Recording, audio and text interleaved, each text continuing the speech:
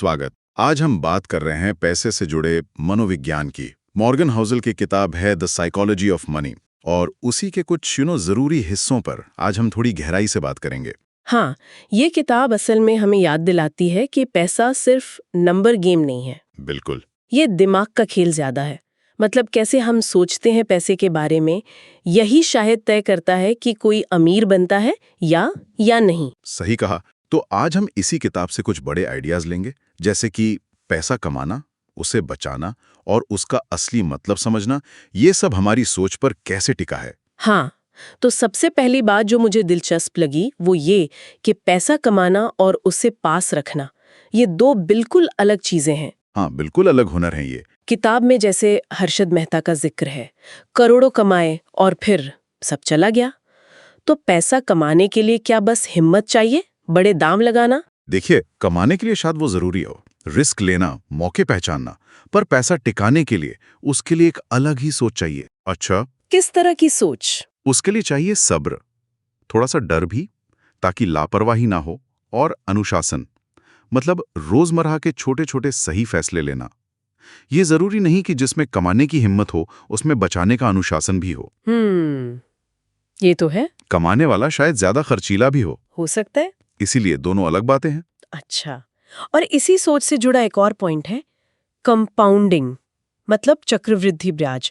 किताब कहती है वॉरेन बफे की करीब 90% दौलत 50 साल के होने के बाद बनी। ये कैसे मुमकिन है? हाँ, ये सुनने में थोड़ा काउंटर इंट्यूटिव लगता है। बिल्कुल। इतनी देर से। हाँ, क्योंकि हम सब फटाफट अमीर बनना चाहते हैं, पर बिफे की कहानी दिखाती है कंपाउंडिंग की असली ताकत। ये कोई रातों रात वाला जादू नहीं है। तो फिर ये है क्या? ये है समय का खेल। आपका पैसा जो कमाता है वो कमाई फिर और कमाने लगती है। ये शुरुआत में बहुत धीमा लगता है, पर सालों दशकों तक टिके रहने से इसके नतीजे कमाल के होते हैं। मतलब धैर्य, फिर से वही बात। बिल्कुल। पैसा बनाने के खेल में शायद धैर्य ही सबसे बड़ा सुपर पावर है। और शायद इसी धैर्य की कमी या अधिकता हमारे अपने अनुभवों से आती है।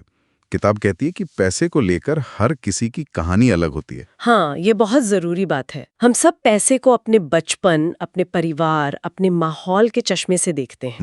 मतलब ये कि जिसने कभी तंगी देखी है, उसका पैसे को लेकर डर या नजरिया उस इंसान से अलग होगा जिसने हमेशा सब कुछ आसानी से पाया है। कोई फिक्स डिपॉजिट में सुरक्षित महसूस करता है, कोई स्टॉक मार्केट के उतार चढ़ाव में। तो किसी और की नकल करना ठीक नहीं है।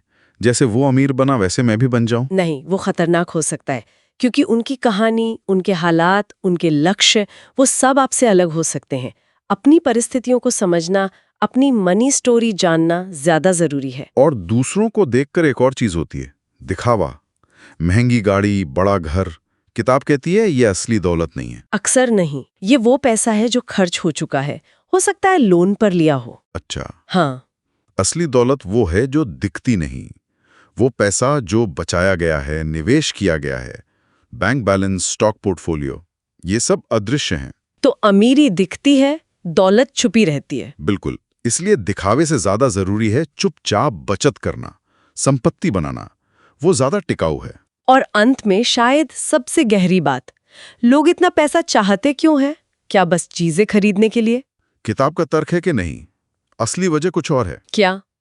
आजादी, अपने वक्त पर कंट्रोल। मतलब ये कि सुबह उठकर ये सोचना ना पड़े कि बॉस क्या कहेगा या डेडलाइन है। ये तय कर पाना कि आज क्या करना है, किसके साथ करना है, कब तक करना है। ये जो कंट्रोल है ना अपनी जिंदगी पर। हाँ। पैसे का सबसे बड़ा फायदा शायद यही है, ये स्वतंत्रता। यही असली दौलत है। तो आज हमने पैसे के मनोविज्ञान पर कुछ अहम बातें समझी। कमाना और बचाना अलग है, कंपाउंडिंग के लिए धैर्य चाहिए, सबकी अपनी कहानी है, असली दौलत दिखती नहीं। और सबसे बड़ी दौलत है आजादी, अपने समय पर अपना हक। बिल्कुल। ये विचार सोचने पर मजबूर करते हैं कि हम पैसे को कैसे देखते हैं और क्यों चाहते हैं। हाँ, और जाते जाते एक सवाल शायद हम सबके लिए छोड़ सकते हैं। जब पैसे की बात आती है तो किसी के लिए भी बस इतना काफी है या इनफ का क्या मतलब होता है, इस पर सोचिएगा जरूर।